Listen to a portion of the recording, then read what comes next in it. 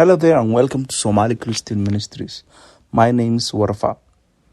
This is the 7th episode of my series and the second episode of the series I started last episode, which is called The Double Persecution of Somali Muslim Background Believers.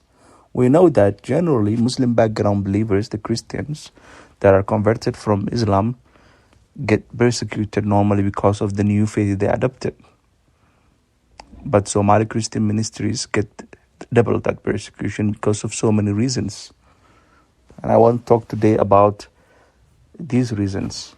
First, we know that the normal persecution that Muslim background believers go through when they leave their culture and faith, and that is what normally the Somalis also get. Islam has been in Somalia for 14 centuries. And this is because of the migration of the companions of Prophet Muhammad from Mecca.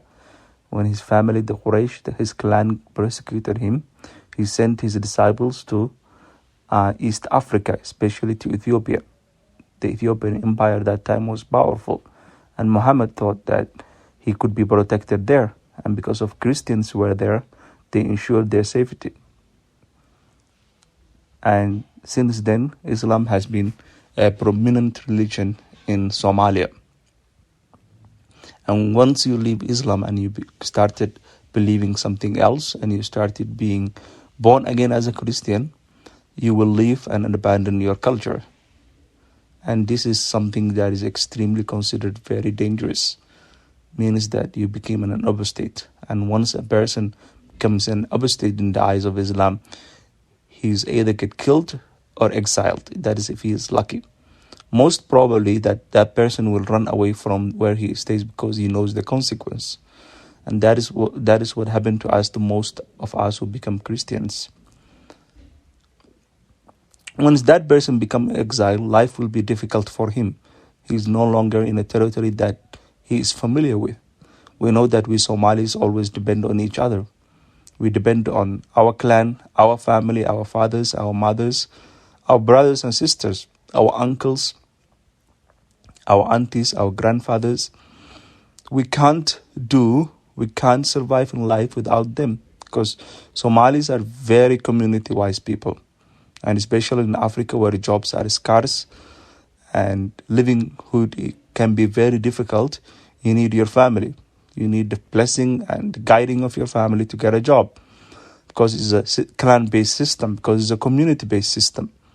And once you leave that community, you no longer have access to that community. You no longer have access to this support.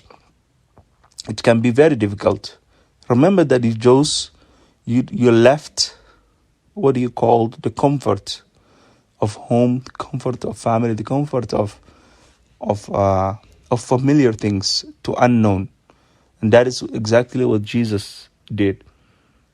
Jesus left his home with his family, and he left to do his ministry, in the desert, in other cities and other villages and other cities, and he went so much persecution, and his disciples went so much persecution as well.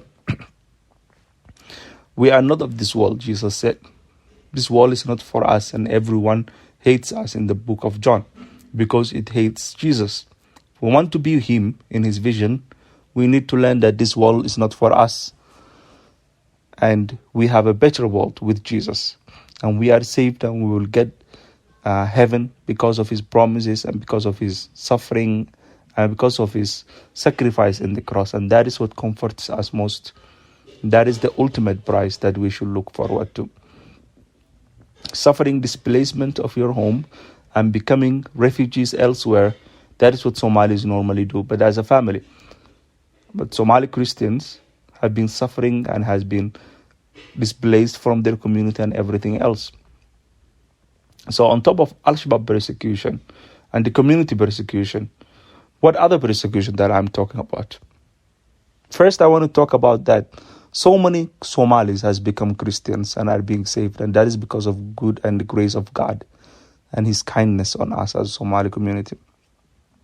I want to say that so many Somalis has been saved in the middle of the hardship, in the middle of war, and in the middle of animosity. these Somalis are being saved daily. Somalis come to know the Lord, and that is the good thing that comforts us. It's like the story of Joseph, son of Jacob.